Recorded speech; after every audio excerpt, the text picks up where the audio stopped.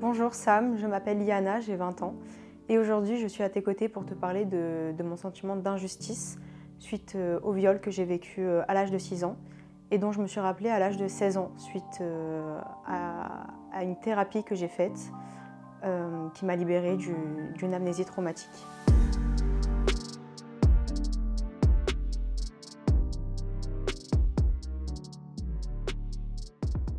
Bonjour Liana, merci pour la confiance que tu m'accordes.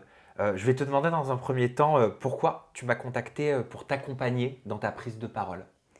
Alors si je t'ai contactée, c'est parce que j'ai l'habitude de regarder tes interviews.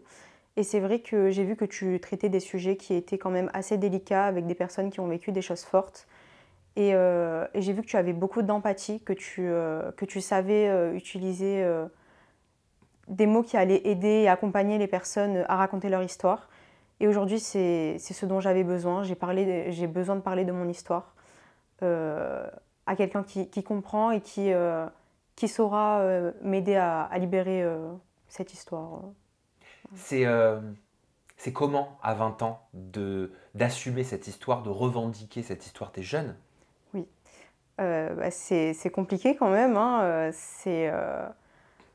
Ouais, c'est vrai que vis-à-vis des gens, j'ai toujours eu un peu de mal à parler de ça parce que on va utiliser des mots forts, des mots qui sont compliqués à entendre.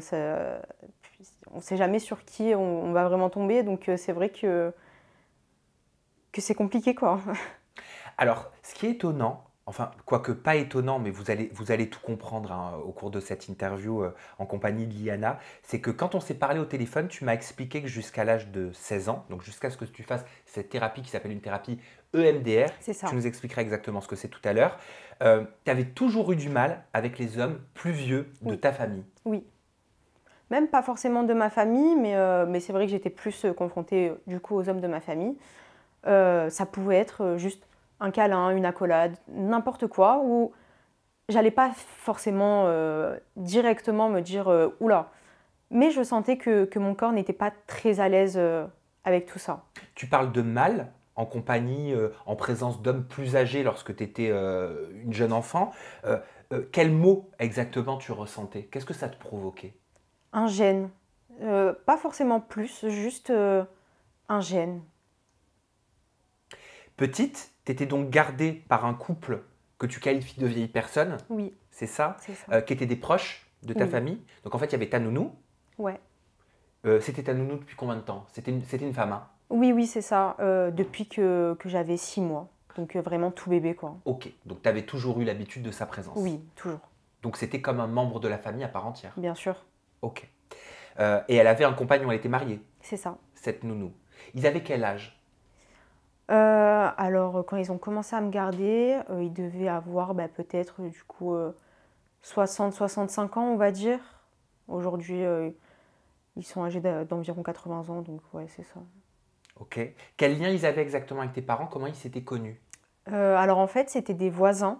Ils ne se connaissaient pas directement avant ça. Alors au final, on a su qu'il y avait des histoires louches qu'on ne s'est pas rencontrés par hasard forcément. En fait, cet homme-là, il écoutait les fréquences radio des téléphones aux alentours. Et en fait, il a entendu que ma mère avait besoin de nounou. Et après, ils se sont proposés via des amis, des connaissances, pour me garder. Mais ça s'est fait comme ça. Et jusqu'à l'âge de 16 ans, donc tu as ce sentiment de gêne, ces mots que tu ressentais en présence d'hommes plus âgés. Tu ne savais pas d'où ça venait. En grandissant, en traversant l'adolescence, en arrivant à l'âge adulte, tu commençais à sentir qu'il y avait un malaise, Oui, qu'il y avait quelque chose qui n'allait pas. oui, c'était de plus en plus oppressant en fait. Ah ok, oppressant à quel point? Euh, En fait, c'était jamais directement, c'était vraiment, c'était toujours ce sentiment de gêne, de retenue vis-à-vis des autres. Enfin, Mais tu ne savais pas d'où ça venait. pas du tout, Tu ne savais pas ce qui s'était passé. pas du tout. Tu n'avais aucune idée de ce qui avait pu se passer. Non, à aucun moment j'ai pensé à ça, avant de commencer à vraiment avoir des doutes. Comment tu commences à avoir des doutes sur ce qui t'est arrivé? Tu nous l'as dit en introduction. Je crois que pendant cette entrevue, il ne faut pas qu'on ait peur des mots. Il faut utiliser les mots à leur juste valeur. Tu t'es fait violer alors que tu Oui, avais 6 ans c'est ça. par le compagnon de ta nounou, Oui, exactement. par le mari de ta nounou. Ok. Et ça, tu ne le savais pas jusqu'à l'âge de 16 ans. C'est ça. Jusqu'à ce que tu fasses une thérapie, Oui, EMDR, que tous les souvenirs te reviennent en pleine figure. Voilà. Et que tu réalises et que tu portes plainte. exactement. Euh, à quel moment justement tu as eu ces doutes dont tu nous parlais? Alors, pareil, depuis toute petite, en fait, je faisais des cauchemars. C'était... depuis petite, c'était quand même très rare. Enfin, très rare, allez, on va dire à fréquence de une fois tous les 2 mois, par exemple. D'hommes qui me voulaient du mal. Alors, pas forcément comme je l'ai vécu directement. Juste la présence d'un homme qui me voulait du mal. Donc ça, c'était vraiment le cauchemar typique, on va dire. Et aussi, à côté, je faisais aussi beaucoup de cauchemars qui se passaient chez ma nounou. Alors pas du tout de ce qui s'était passé. Ça pouvait être par exemple des gens qui essayaient de cambrioler à la maison. Je tiens un exemple. Enfin, c'était toujours quelque chose de mal qui se passait là-bas. Et en fait, à 16 ans, donc aux alentours de l'été, je faisais de plus en plus de cauchemars d'hommes qui me voulaient du mal. Et au fur et à mesure, en fait, ces cauchemars ont commencé à être plus clairs. Et je voyais cet homme-là, le mari de ma nounou, qui me voulait du mal. Et jusqu'à ce que je fasse un cauchemar où, en fait, je le voyais qui s'approchait de ma chambre, où je dormais quand j'étais petite, là-bas. Et, euh, et c'était tout le temps ça, un cauchemar où il s'approchait de ma chambre. Tu te souviens du ressenti que tu avais quand tu étais gardé par ces personnes-là, quand tu côtoyais cet homme-là? Alors, je les aimais comme des membres de ma famille, mais j'ai toujours eu une certaine retenue, surtout avec cet homme. Mais après, en fait, je me suis toujours dit que c'était un peu normal, parce il était imposant, il était un peu dur de caractère, gentil, mais voilà, un peu difficile à approcher, on va dire. Donc c'est vrai que j'ai toujours eu une retenue envers lui. Et sa femme, alors je l'aimais beaucoup, bah pareil, hein, comme un membre de ma famille, mais elle me mettait quand même très mal à l'aise par des réflexions, rien que des petites phrases qui faisaient que parfois j'étais très mal à l'aise. Quel type de réflexion, quel type de phrase? Par exemple, ah, tu me fous le cafard, franchement, quand je te vois, j'ai envie de pleurer. T'avais quel âge? Bah alors ça, peut-être 10 ans, Ok. Tu comprenais pas. pas du tout. Non, pour moi, c'était moi le problème. Aujourd'hui, tu comprends mieux? Ah oui, Qu'est-ce que tu comprends aujourd'hui? bah aujourd'hui, en fait, je me dis juste que ces personnes n'étaient pas saines du tout, qu'en fait, j'étais pas comme leur petite fille, en fait. Parce que moi, c'était l'image que j'avais quand je les côtoyais, c'était comme si j'étais leur petite fille. Aujourd'hui, je me dis pas du tout, en fait, j'étais juste limite leur instrument. Ils t'ont gardé de tes 6 mois jusqu'à quel âge? Jusqu'à... bah alors, garder, je saurais pas dire parce qu'après, je continuais à monter là-haut, même quand j'étais adolescente. Après, seule, peut-être on va dire jusqu'à 13 ans. En plus, j'avais une amie là-bas qui était aussi gardée par eux. Donc, j'aimais bien aller en vacances là-bas. Donc, après, par exemple, j'ai continué à les voir jusqu'à mes 16 ans, avant que j'ai mes doutes. Ils gardaient également d'autres enfants? Oui, deux autres filles Ok. qui Ah, ils ont commencé à garder avant moi. ah, d'accord. Donc elles avaient quel âge ces jeunes filles, ces jeunes enfants quand ils les gardaient? Alors, la première, donc la grande sœur, bah, aujourd'hui elle doit avoir 26 ans. Donc, et pareil, il a commencé à la garder quand même relativement petite, donc je dirais peut-être 10 ans. Et sa sœur, elle a peut-être 23, 24 ans. Tu Donc, sais on est s'il s'est pareil. passé des choses avec ces enfants aussi? Oui, Oui? oui, avec la grande sœur. Ok. T'as été en contact avec cette jeune femme aujourd'hui? Alors avec elle directement, non. J'ai été en contact avec sa sœur, qui était mon amie. Sa grande sœur, j'étais pas forcément proche d'elle. Mais avec elle, j'ai jamais eu de contact. Jusqu'à aujourd'hui. Pour revenir sur les cauchemars que tu faisais, Liana, tu dis donc je voyais souvent un homme qui me voulait du mal, qui voulait rentrer dans ma chambre. Oui. Tu te souviens vraiment de ces cauchemars? Ah oui, en fait, c'était même pas forcément comme mes cauchemars habituels, c'était vraiment comme si j'y étais, comme si c'était vraiment un moment que je revivais. Tu te réveillais parfois de ces cauchemars? Oui, bah, pratiquement tout le temps en fait. À chaque fois que je rêvais de cette maison avec des choses qui se passaient pas très bien et tout, oui, c'était des réveils dans l'angoisse, dans la paralysie. T'en parlais? Oui, directement j'ai commencé à en parler à ma mère. Je lui ai toujours dit que j'avais un gène, etc. Quand ça devenait plus oppressant, je lui en ai parlé. En fait, tout le processus, elle l'a suivi avec moi, parce que je lui en parlais tout le temps. Mais qu'est-ce qu'elle te disait quand tu lui racontais tes cauchemars et que tu savais pas ce qui s'était passé encore?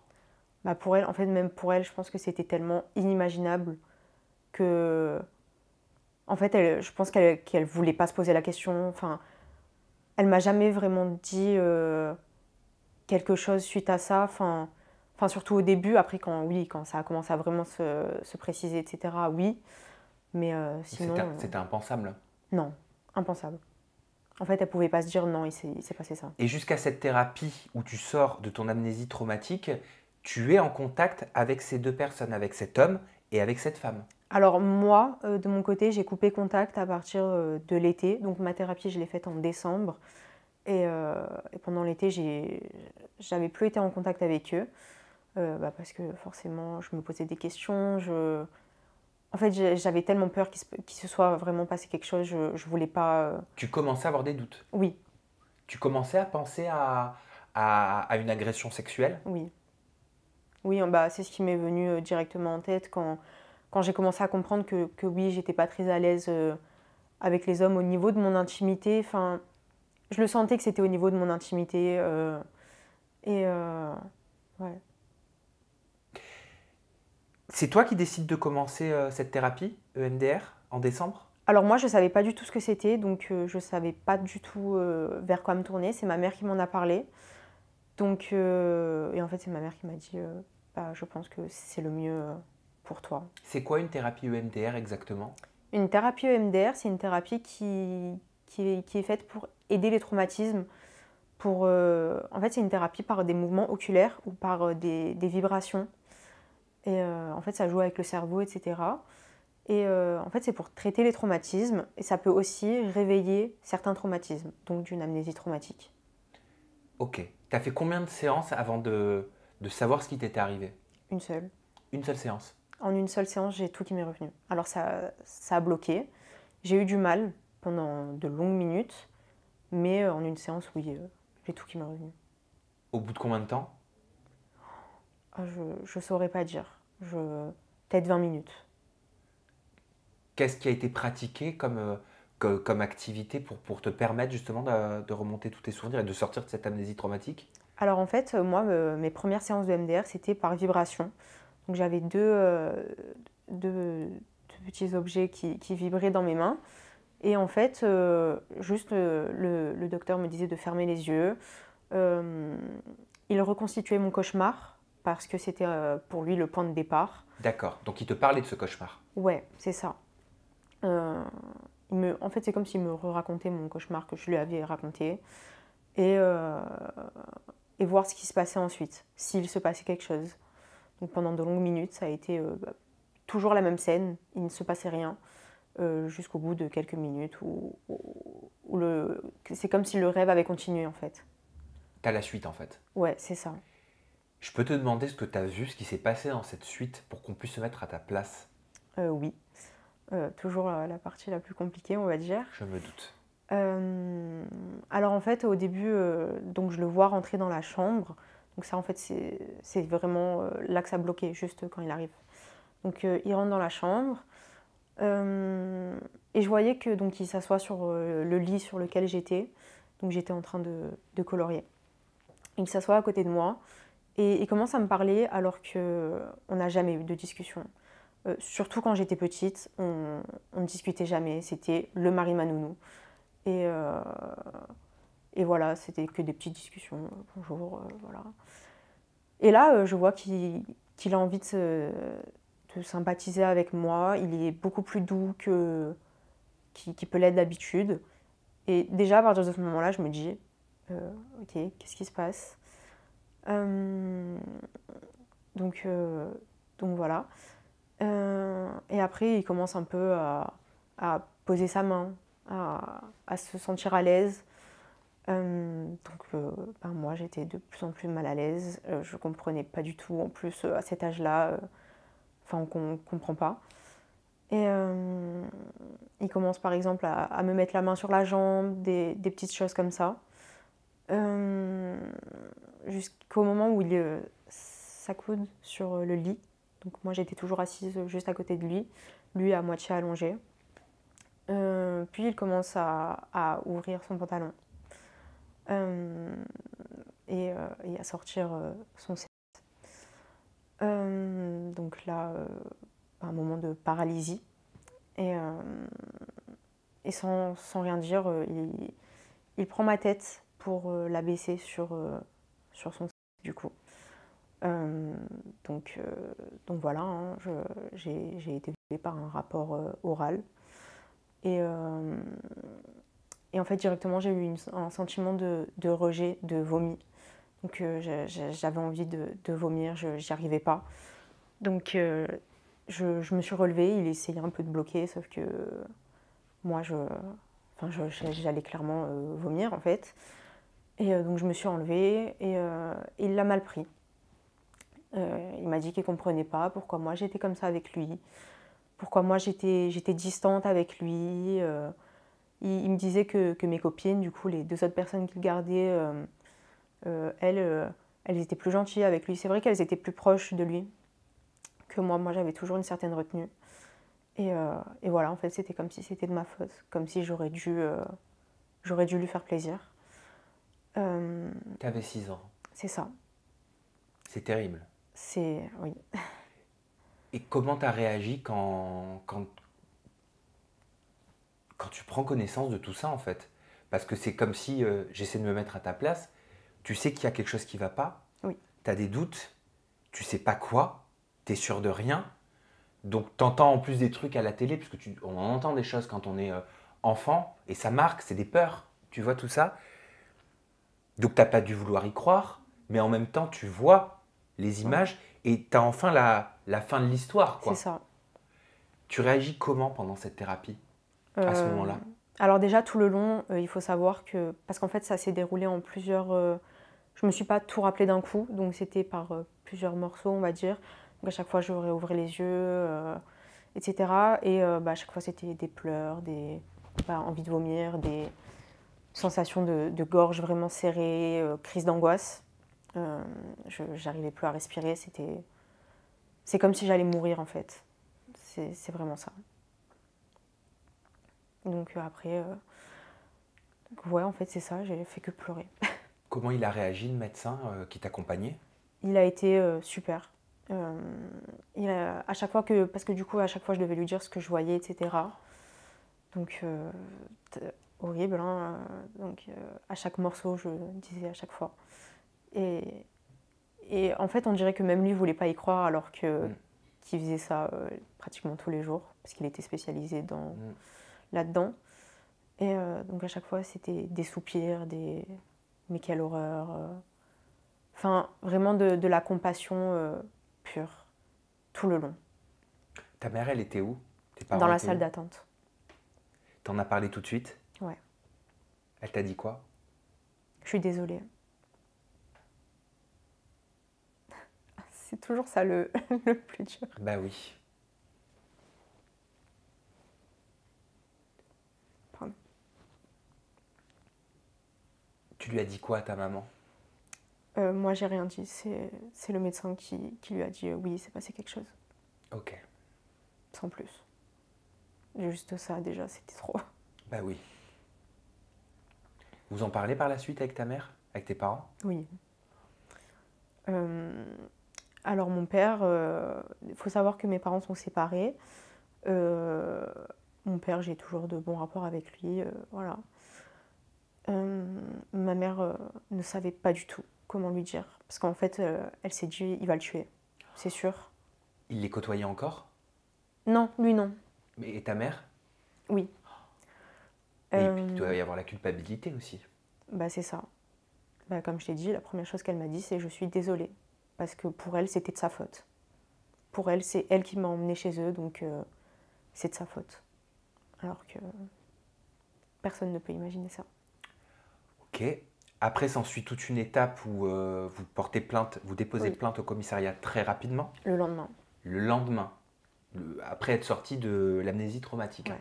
Ok. Juste avant qu'on aille sur la plainte, l'amnésie traumatique, est-ce que c'est une sorte de défense en tant qu'être humain Oui, c'est ça. pour dire, ok, en fait, je veux pas savoir, mais comme je veux pas savoir, c'est comme si ça n'avait jamais C'est existé. ça. En fait, le cerveau se dit non, tu ne peux pas supporter ça maintenant, tu oublies. Voilà. Il attendait peut-être inconsciemment le corps. J'allais utiliser une expression, mais qui est totalement fausse. J'allais dire que tu es plus les épaules. Ouais, C'est pas vrai, parce qu'il n'y a pas d'âge pour avoir les épaules, même si on est plus fragile quand on est jeune, etc. Mais ça veut rien dire ça. c'est vrai. Mais il voulait te protéger en tout cas, C'est ça, un maximum de temps. exactement. Donc vous allez déposer plainte très rapidement, et là, pour le coup, pardon, mais s'ensuit un véritable parcours du combattant. Un cauchemar. Voilà. Bon, alors pour le coup, quand on a porté plainte, ça s'est très bien passé. On est tombé sur une femme qui a pris ma déposition, qui était géniale. J'ai rien à dire, elle était pareil, elle avait beaucoup de compassion, etc. Donc je me suis dit, ok, super, parce que c'est vrai que j'avais extrêmement peur. Avec tout ce que j'entendais sur les plaintes, suite à des agressions, etc. J'avais vraiment peur de parler de ça bah, aux gendarmes, quoi. Mais en fait, non, ça s'est très bien passé. Euh, Puis suite à ça, on n'a plus de nouvelles. Donc c'est là que déjà on s'est dit, mais il y a peut-être un problème, enfin, c'est pas normal de laisser les victimes comme ça. Enfin, ça a peut-être duré 6 mois. 6 mois sans aucune nouvelle, sans... Bah, c'est long. Quand C'est on est très dans long. l'attente, quand on a besoin que la justice, pour le coup, soit là, pour nous, pour soi. Pendant cette période de 6 mois, je suis désolé hein, si j'ai des questions qui sont un peu... Non, voilà, non, mais pas de souci. euh, ta mère, est-ce qu'elle est passée par l'émotion de je vais les détruire, c'est pas possible, je peux pas laisser Ah ça. bah oui, hein, clairement, ça a été ça tout le long en fait. Tout le long, c'était mais c'est pas possible. Enfin, après, on sait que la justice est longue, bien sûr, que les procédures sont longues, tout ça. Juste avoir des nouvelles, savoir ce qui va se passer. Elle leur a reparlé pendant cette période de temps, à partir du moment où tu sors de ton amnésie traumatique, Euh, jusqu'à ce non, que la justice s'en mêle? non, non, pas du tout. Elle avait eu contact quelques semaines avant parce que sa femme était à l'hôpital.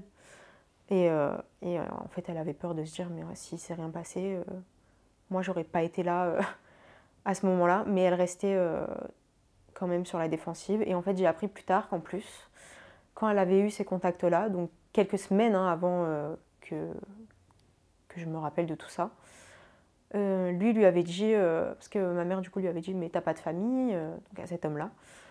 Et il avait dit, bah non, ma fille, voilà, il l'insultait. Hein. Euh, elle, a, elle a dit que j'avais eu des attouchements sur elle.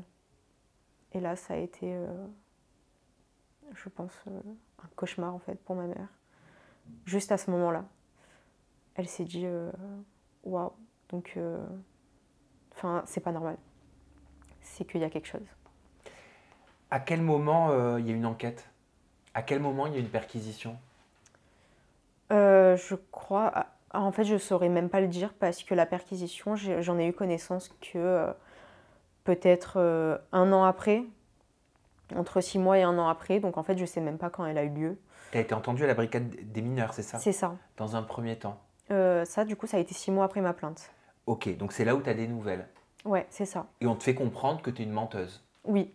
C'est ça, Ah ce que oui. tu m'as expliqué. Hein. Oui, bah c'est ça. Oui, bah, 6 mois après, on a eu un courrier comme quoi on était convoqué à la brigade des mineurs. Donc on s'est dit, bon, bah, peut-être que ça avancera un peu.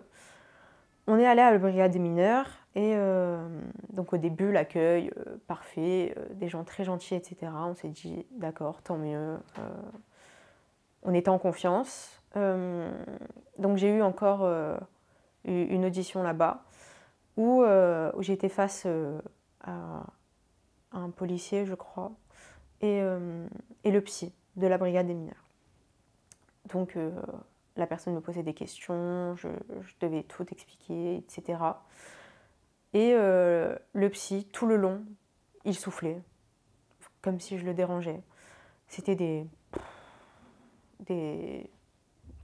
Il me regardait comme si je racontais vraiment n'importe quoi.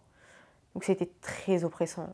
Et à chaque fois que je le regardais, je me disais, mais laisse-moi juste en fait parler de ce qui m'est arrivé. Ce que tu penses, tu n'as pas... T'es psy, tu dois rester professionnel. Et donc l'échange se finit, etc.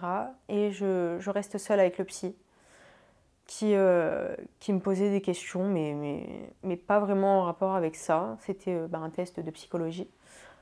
C'était des... Bon, tu peux me dessiner un arbre, s'il te plaît? Donc je comprenais pas trop, mais ok. Et après, il regardait, il faisait... Voilà. Et ça a été ça pendant peut-être 1 heure. Il y a une perquisition chez cet homme à un moment donné. Ouais. Qu'est-ce qu'il trouve? Alors, donc ils ont perquisitionné son ordinateur et sa tablette. Ils ont trouvé des vidéos, alors, pour commencer, des milliers de fichiers pornographiques. Donc des fichiers bien rangés, avec des noms, des catégories, tous enregistrés sur son ordinateur. Et ils trouvent des éléments supprimés, qu'il avait supprimés en 2007, des vidéos de viol sur l'une des 2 sœurs qu'il gardait également. Qui filmait C'est ça. et qu'il avait conservé. Oui. Oui, c'est lui qui filmait, il enregistrait tout. Il y avait aussi beaucoup de photos de jeunes femmes, on ne saurait pas dire mineures ou pas, qui étaient nues. Potentiellement, enfin, c'était toujours dans des chambres, etc. On n'a jamais su vraiment d'où ça venait, mais on savait que c'était lui qui avait pris les photos, que ça ne venait pas d'Internet. Ta nounou, sa femme, tu penses qu'elle était au courant? Oui, Elle savait ce qu'il t'avait fait? ouais, Elle savait ce qu'il avait fait aux autres? oui. Comment on peut savoir ça et rester avec une personne qui fait ça? Franchement, alors pendant des années, en fait, j'essayais tellement d'enjoliver la chose, je me disais non, elle peut pas être au courant, peut-être que... Mais en fait, non, c'est impossible. Et ils étaient tous les deux tout le temps à la maison. Elle ne faisait rien. Et en fait, quand moi, il m'arrivait ça, elle nourrissait sa mère qui était dans une petite maison juste à côté, qui était malade.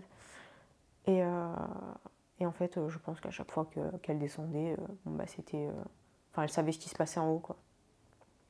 Toi, tu voulais... Enfin, je sais pas, tu vas me dire si c'est ce que tu voulais, mais tu voulais te confronter, peut-être pas directement, mais que la justice puisse confronter cet homme.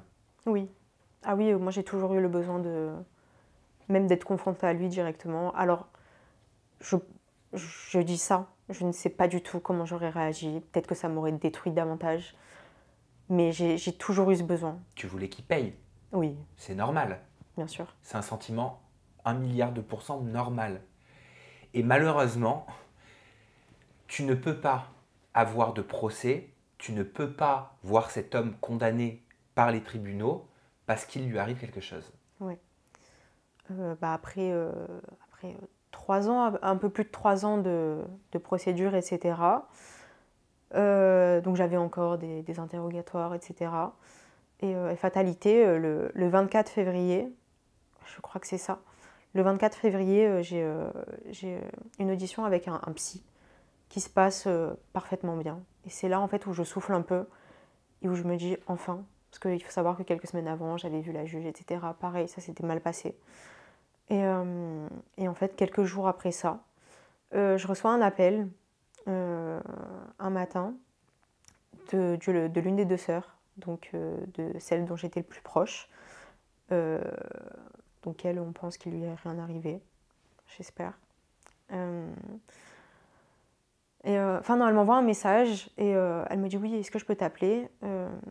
J'étais pas bien parce que j'avais plus de contact avec elle. Forcément, il s'était passé beaucoup de choses entre-temps, etc. Donc directement, je vais voir ma mère, je lui dis qu'est-ce que je fais? Elle me dit je sais pas, fais comme tu le sens. En fait, ma mère, ça a toujours été ça, fais comme tu le sens. Donc je lui dis bah ok, appelle-moi. Elle m'appelle et elle me demande où j'en suis, etc. Et elle me dit bah écoute, il est décédé. Donc là, en fait, c'est mon monde qui s'écroule. C'est c'est tellement de sentiments que je ressens en même temps. C'est indescriptible. Quoi comme sentiment? Euh, de la haine, de, en même temps, ce sentiment de pouvoir souffler, de se dire ça y est, c'est fini, tu peux plus rien. Tu, en fait, tu auras fait tout ce que tu auras pu, donc c'est fini. Mais aussi, ouais, ce sentiment de haine, de se dire il perd à jamais. Il perd à jamais alors qu'il aurait pu, parce qu'on avait des preuves. Pas forcément pour mon histoire. Ça, c'est pas un souci. On avait des preuves pour d'autres filles. Il y en a d'autres qui méritaient aussi une justice, qui auraient pu l'avoir. Il n'y en aura jamais. Aussi ce truc de waouh, mais en fait, cette personne, je l'ai aimée comme une personne de ma famille. Et en fait, les dernières années, ben, elles ont été mais tellement cauchemardesques. Et là, c'est tout. Enfin, c'est tellement de sentiments beaucoup trop. On parle de deuil généralement pour quelqu'un qui est décédé, pour quelqu'un qui est mort. Toi, ton deuil, c'était au travers des tribunaux, au travers d'un procès, au travers d'une peine encourue. Tu as réalisé, tu as très vite compris que tu ne l'aurais pas. Ouais. Comment faire ton deuil de ça? Alors, ça a été très compliqué. Bah, il faut savoir que quand il est décédé, en fait, je pense que ça a été le moment le plus dur, en fait. Euh, ouais, ça a été là où mon monde s'est écroulé. Et je me suis dit, je ne me relèverai jamais. Franchement, j'étais sûre de moi. Je me suis dit, je ne peux pas m'en remettre. De tout ça, je ne peux pas. Et en fait, bah, avec le temps, donc tout ça, ça s'est passé en février. Ah, il est décédé il y a quelques mois Oui, seulement. oui, c'est ça. Ah, d'accord. Février de cette année. Ok. Euh, donc pendant de nombreuses semaines, j'étais au plus bas. Je sortais plus, je voulais plus rien faire. Horrible. Euh, mais en fait, je sais pas, j'ai quand même plus. J'ai commencé à avoir plus le côté tu es libre. Ça y est. T'as passé 3 ans, 3 ans, 4 ans à être détruite. Aujourd'hui, tu peux te reconstruire. Aujourd'hui, t'as plus la peur de te dire mais si je le croisais par exemple au supermarché. Parce que ça aussi, il était pas loin, je pouvais le croiser n'importe où. Ma mère l'a déjà eu à proximité, donc elle l'a pas vu directement, mais elle a su qu'il était pas loin, ça a été l'horreur. Et là, je me disais, bah, déjà, ça, c'est fini. Ça, au moins. Et c'est ça qui a commencé déjà à prendre le dessus, ce sentiment de allez, maintenant, respire. Et après, il faut savoir que je suis croyante et que la foi m'a libérée. Après, ça, c'est propre à chacun. C'est ce qui m'a aidée. Et, et voilà, aujourd'hui, en fait, j'ai juste envie de vivre et j'ai encore plus envie de faire de choses et d'être épanouie, en fait, que j'aurais pu l'être parce que je me dis, mais tu le mérites. Bien sûr que tu le mérites. Et quand c'est comme ça, quand une personne décède alors qu'elle n'a pas pu être jugée, il se passe quoi? Est-ce que la justice s'arrête? Le dossier s'arrête? Tout est bouclé? Alors nous, il faut savoir qu'on ne sait rien. C'est-à-dire que, parce que l'air de rien, on a quand même trouvé des choses qui pourraient incriminer d'autres hommes, etc. Donc logiquement, ça devrait continuer. Sauf qu'on n'a plus une nouvelle. Il est décédé, on a appelé notre avocate pour lui expliquer. Elle m'a dit, bon, pour l'instant, je dis rien, on verra ce qui se passe. Et on n'a plus jamais eu de nouvelles. de qui que ce soit. Donc on ne sait pas. Tu as 20 ans. Mm. Comment tu te construis aujourd'hui en tant que femme, en tant que jeune femme, avec cette histoire que tu n'as pas d'autre choix que d'accepter? Aujourd'hui, en fait, je le prends plus comme une force, comme c'est mon histoire, j'ai quelque chose à raconter. Euh, Peut-être qu'il m'est pas arrivé ça par hasard. Peut-être que s'il m'est arrivé ça, pardon, c'est que je peux aider d'autres personnes à, à avancer par rapport à ça, d'autres personnes qui ont vécu des choses similaires. J'ai eu quelques personnes qui m'ont parlé de choses qui leur étaient arrivées aussi parce qu'elles savaient que j'avais vécu ça. J'ai pu les aider, j'ai pu les conseiller au mieux vis-à-vis de mon expérience. Bien sûr, chaque expérience est différente, donc voilà. Mais aujourd'hui, j'ai juste envie d'apporter de l'espoir. Voilà, c'est ça ma seule envie, d'apporter de l'espoir et d'avancer, d'être heureuse pour montrer aux gens que c'est possible. T'as un copain? Oui. Depuis un moment? 2 ans. Ah, depuis 2 ans. C'est sérieux? Oui. Ok. Et ça n'a pas eu trop d'impact sur ta vie de couple, sur les relations amoureuses? Ah si, bien sûr. Après, mon copain est quelqu'un qui est très un peu réservé sur ses sentiments. Donc forcément, moi qui du coup ai dû me forcer à parler beaucoup de ce que je ressentais, etc. Par rapport à ça, il a toujours essayé d'être le plus compréhensif possible, mais, euh, mais forcément c'est compliqué d'avoir en face de soi quelqu'un qui a vécu ça. En plus d'avoir quelqu'un en face de soi avec qui on a une certaine intimité, Enfin, oui, c'est compliqué, même dans l'intimité, etc. Ça a beaucoup eu d'impact, donc forcément, oui, c'est compliqué. Tu Mais dois aujourd'hui, réapprendre. c'est ça, Tout s'apprend. c'est ça, Et la notion de bonheur, t'arrives petit à petit à la récupérer? ouais. Ouais. Ça a été compliqué pendant un temps, mais aujourd'hui, oui. Tu te sens heureuse aujourd'hui? Ouais. C'est une question qui peut paraître bête, mais que j'aime poser. Non, c'est vrai, On pose jamais la question. c'est On vrai. demande jamais aux autres s'ils sont heureux. Oui, aujourd'hui, je le suis. Tes parents?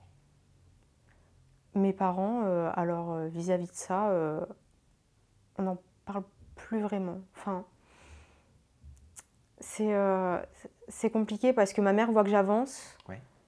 Du coup, je pense qu'elle a un peu du mal je sais pas comment dire, à savoir si je vais vraiment bien C'est normal. ou même de parler de mon histoire, elle a peur que ça me rappelle beaucoup trop de choses, etc. Mais aujourd'hui, j'ai les épaules pour. Aujourd'hui, j'ai envie d'en parler, j'ai besoin d'en parler et j'arrive à l'assumer. Merci Liana pour la confiance que tu m'as accordée ainsi qu'à toute ma communauté. Merci à toi. Merci pour ta résilience et pour ton courage. Et qu'est-ce que tu t'exprimes bien? Merci. Non mais c'est vrai, vraiment, t'as tout pour toi. Voilà, t'as 20 ans, t'as tout pour toi. Et ta démarche, elle est salvatrice. On peut te retrouver sur tes réseaux sociaux, Oui, Liana, si on a envie de te suivre, sur TikTok. C'est Liana MSD, c'est ça. c'est ça? Oui. Merci Liana, merci à vous de nous avoir suivis, merci pour votre bienveillance. Je te laisse conclure cette interview justice en face caméra. Là, elle est là, Allez. tu peux conclure. Tu as fait l'intro, et c'est toi qui fermes cette vidéo. Comme Allez, tu le pas de souhaites. souci. Donc aujourd'hui, si je suis ici, c'est comme je l'ai dit, pour un message d'espoir. J'ai un passé qui est très compliqué, mais aujourd'hui, j'ai envie de m'en servir comme une force. J'ai envie de montrer que c'est possible d'avancer, même si on a vécu des choses très compliquées, même traumatisantes. Aujourd'hui, moi, je pense être heureuse. En tout cas, j'essaye de l'être et je ferai tout pour. Et j'espère que ça aidera des personnes à avancer tout simplement et à avoir de l'espoir.